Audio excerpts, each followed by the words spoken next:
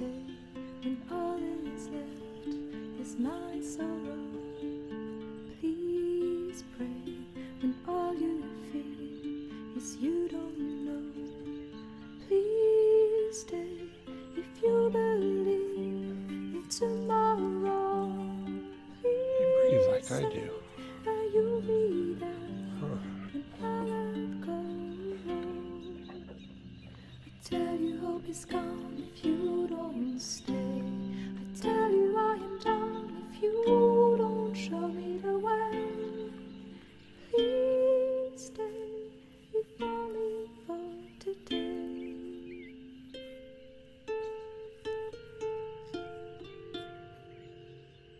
Please stay when you see the sky is low. Please pray, I know you don't believe so. Please stay when I demand you to go. Please say I am the one you will follow. I tell you hope is gone if you don't stay. I tell you I am done if you don't show me the way. Please stay if only for today. Looks like all the animals are in for tonight.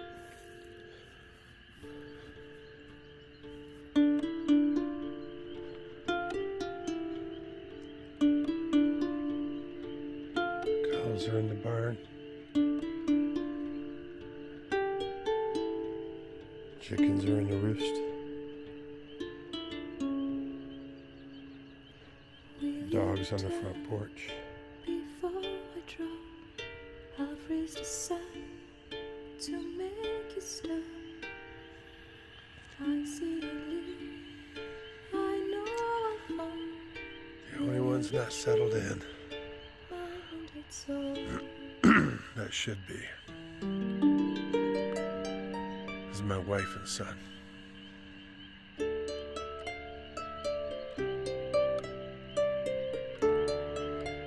Gets hard sometimes.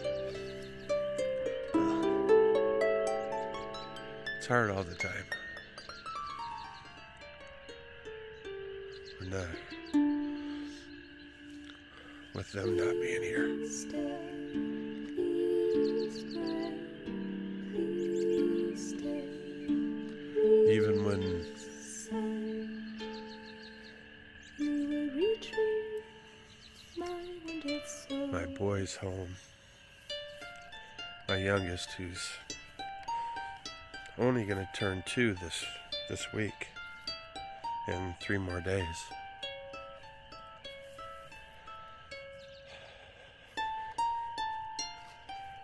And it brings me great joy. Stay.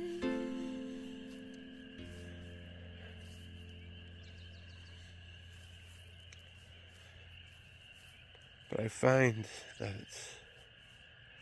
it's difficult for me.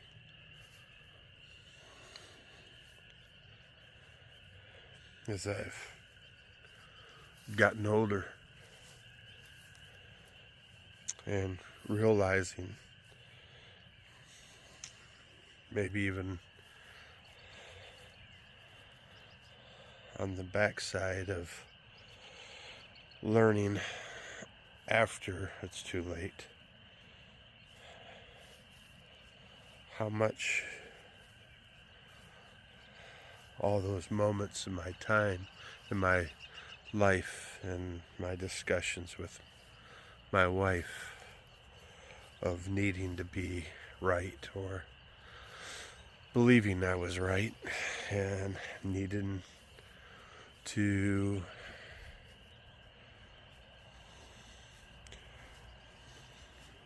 speak that fact, and thinking that if I only say it another way,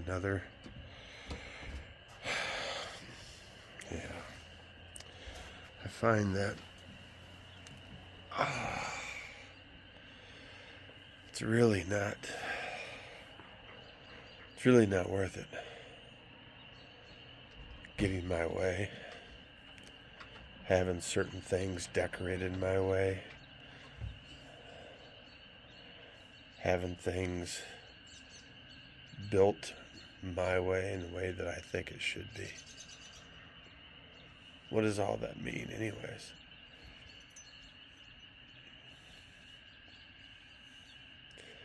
I have a bunch of crap that has been done my way. But the one that I was doing everything for, my wife, isn't here to enjoy it. So what's the point? It would have been better to, as she was my doing her best to build and to do and to make me happy, to just love on her and praise her and thank her, and instead of going, I appreciate that, but it would have been better if you did it this way. Or, oh, why'd you do it that way? I thought, well, that just doesn't make sense. I mean, the right way to do that is this way.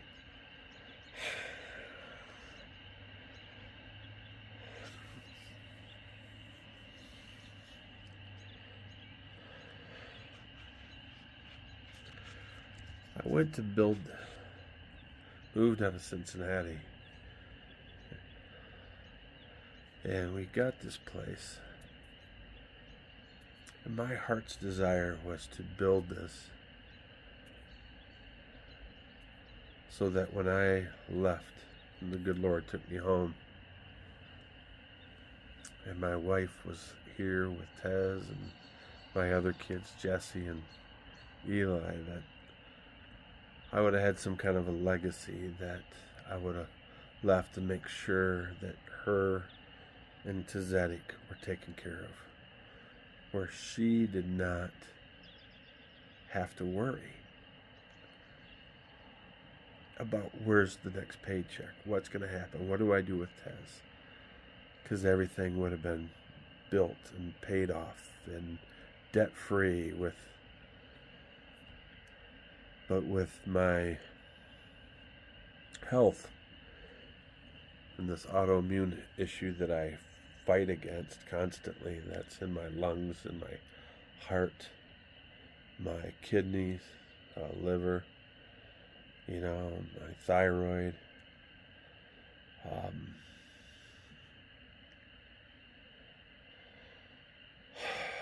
I'm becoming overwhelmed with changes and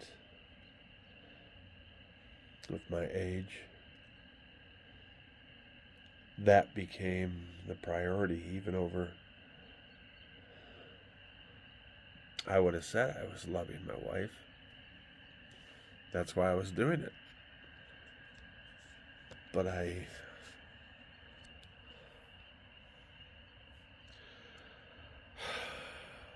missed the point of living, of finding joy and laughter and happiness,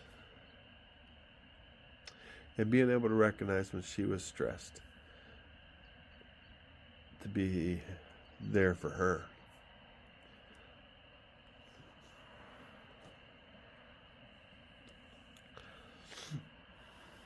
When she needed me.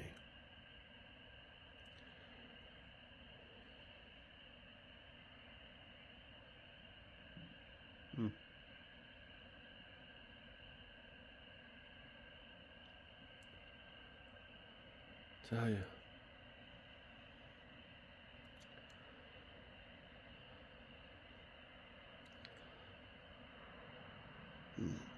Love the ones you have. Take the time, invest in them, put yourself down, not as the priority. You hear a lot of people say, well, you got to love yourself before you can love others. And there's truth in that argument, but the overarching point that they're making to defend Well, I have to make sure that I get this and that I have my hair cut all the time and I get my nails done or I get all the tools that I want and I gotta, I. You're just trying to build an argument of to defend a life about me, about myself.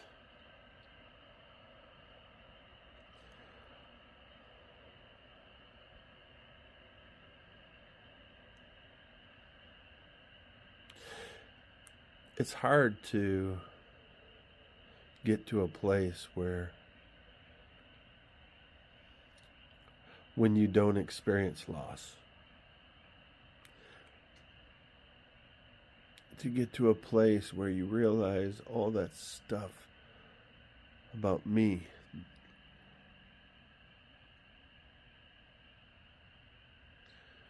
it just doesn't matter. I should be sitting here with beautiful, with her to my right, and holding her hand and telling her how amazing she is and thanking her for what an amazing mom and a wife she is and how well she takes care of us and how honored I am to have her in my life and how I couldn't be the man that God wants me to be without her.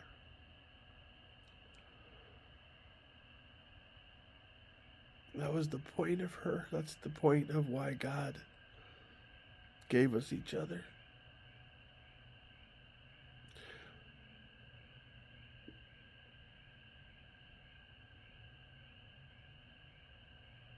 That simple thing of sitting next to each other on the front porch and holding hands.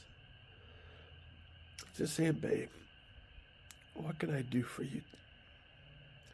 How can I make you feel? What can I do to prove to you, or what can I do to show you that you are the love of my life? How can I prioritize all these projects? What one would you like me to do first and get done? That's most important to you.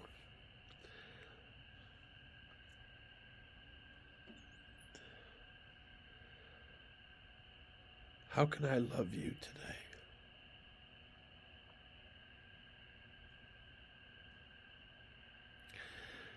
And with our son sitting there with us, that's life. That is the most important thing. I would rather have that than $1 billion. I would rather have my wife sitting on this porch with our boy and my 2 other kids here and just family and holding my wife's hand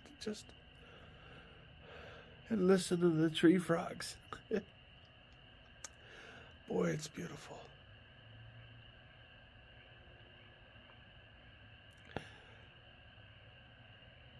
And sitting here and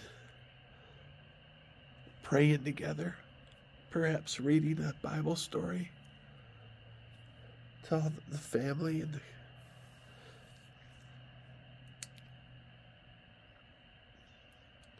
having a fire, s'mores, and just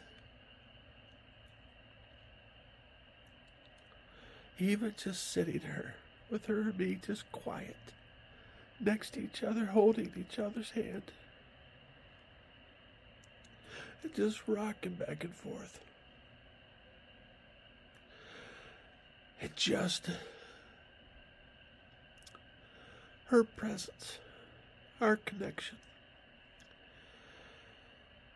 saying,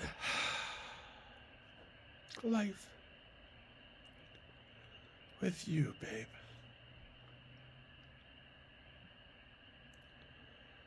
Is good.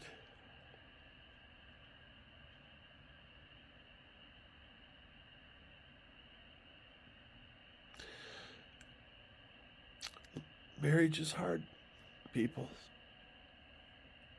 Don't give up on each other. Do not. love can be found. Fight for each other. Fight, give up of yourself, and strive to fight for the other. And I'm not telling a man or a woman to fight by sticking in there with someone that's physically beating you and belittling you and just constantly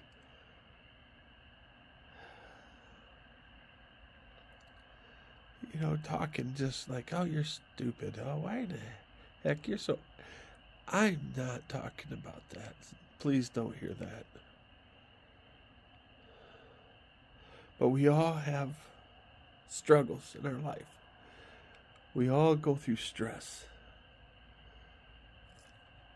We all go through sicknesses and disease. And when we go through that, sometimes we ourselves become overwhelmed. We become scared and stressed. And in that, we start to act wrong. Or say things or be short or go within ourselves and pull away because we're feeling like we just are not measuring or we're scared. And sometimes the other spouse feels rejected and not understanding fully what's going on.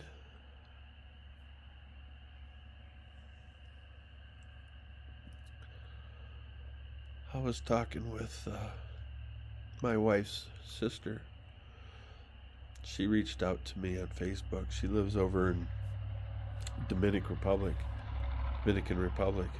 And she reached out to me and she told me that, when her kids were born, for years, she dealt with postpartum depression, didn't even know it. She just went through severe depression. And in that, she was pushing away everybody and just feeling alone. The voices and thoughts, and no one loves me, no one cares about me, I'm all alone, I can't trust anyone. And until a friend of hers told her, you're dealing with postpartum depression. She's like, no, I'm not. She said, yes, you are. I mean, she says, she was getting ready to just take off walking with the kids, just go walking, just go, until she couldn't walk anymore on the island and not even know where she was going. She just got to a place where she was just done, having panic attacks and everything, and she thought it was all her marriage, it was all, she just got away. But the problem was it was a struggle that was going on within her. And her friend was there for her. She said once she realized, wow, am I really dealing with postpartum depression? And she claimed it and said, I am. And her friend was there with her day after day. She was able to come out of it. So sometimes people don't even know what it is that they're feeling, and they put it on their spouse. And it's really not their spouse, or it's not even the job that you have. If I had a different job, or if I had lived in a different place, or if I had more friends, or if I had a different spouse, or all the little things that bother you, it's not really them. I guess I'm saying all of that is because I'm asking you guys to realize these things go on, and these are the moments you need to buckle down and give up yourself and invest in them. Be there for them. Love on them. Remember who they were before. Remember the love. Force yourself to remember the love that you shared, the laughters, the jokes.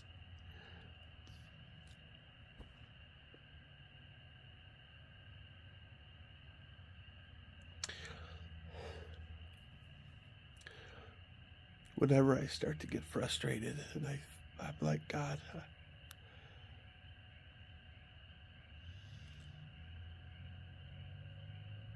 and I start to get frustrated with Judah, with the place she's at, and leaving. Now 7 months.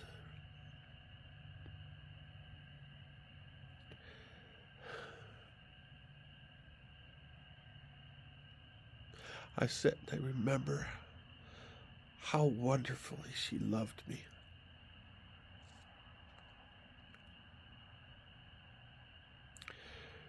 There wasn't anything that she had that she did not give to me. She gave me her all.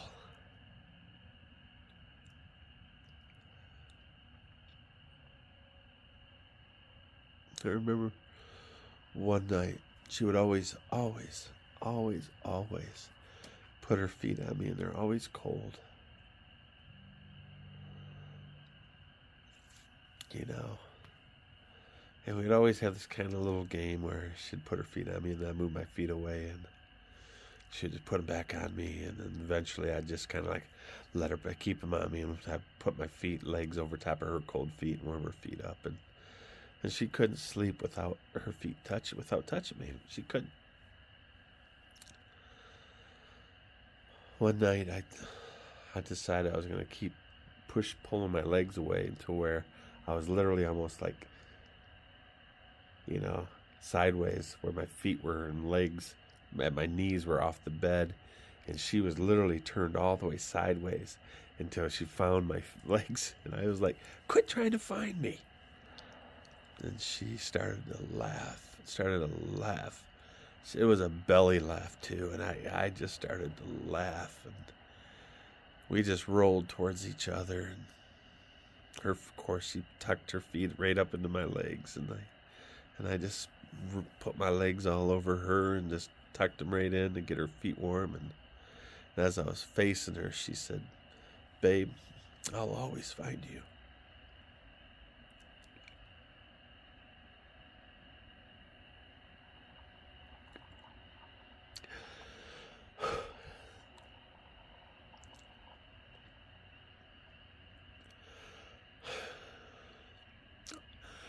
They are such amazing memories, but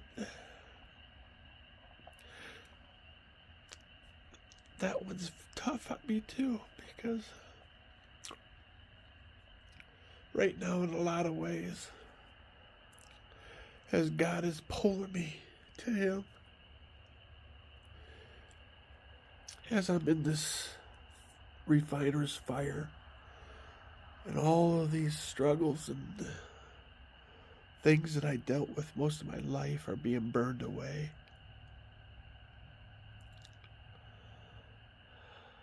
In the midst of this, those memories are it's hard because I am lost. Even though God is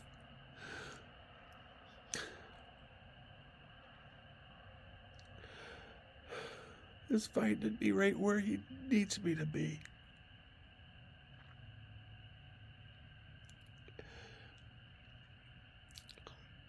All I can hope is that someday she'll find it in her heart again to find me.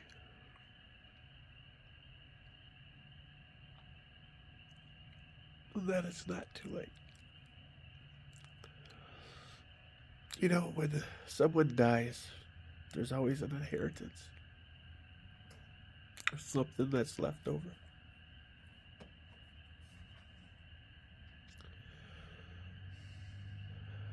There's so much of me.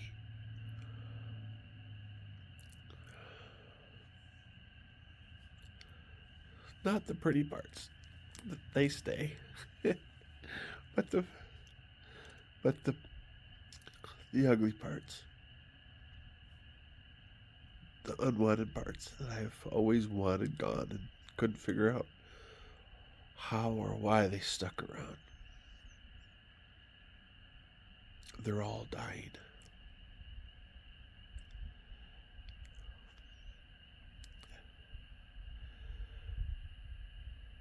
So there is an inheritance that is left.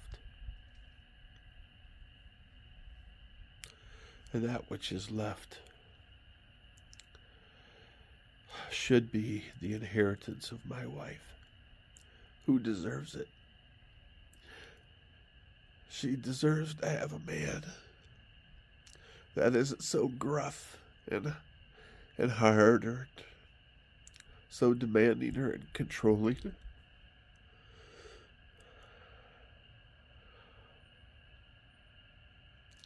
And I just pray that one day that she will look for me. Like she said, I will always find you. And what she finds is what's left over, is the inheritance that she receives. And that is the man that God always meant for me to be. And she always saw in me.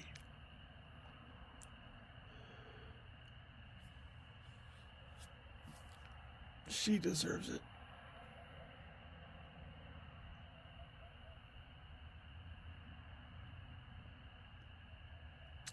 Be there for each other. Don't give up on each other. Fight.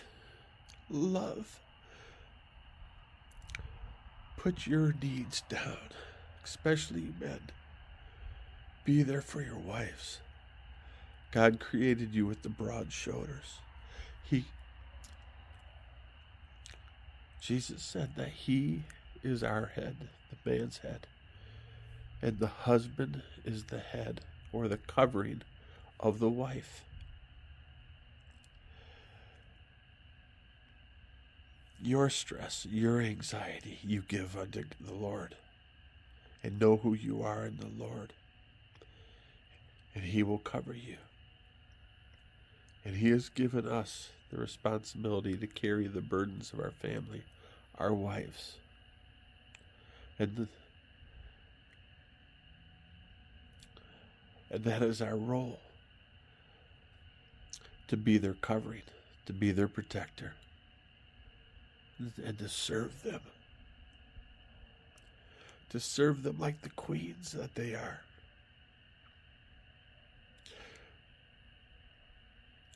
When we marry a queen, we do not become a king. For there is only one king, and that is the Lord Jesus. And there is only one King of kings. There's only one Ancient of Days, and that is the Father. But you, man of God, are a general that God has chosen to cover and to protect and serve his daughter, your queen. And he will hold you accountable if you do not. That is your responsibility. That is your role. And that of your family, your children.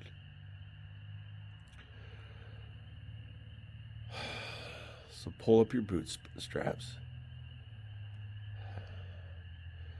Do what you have to do.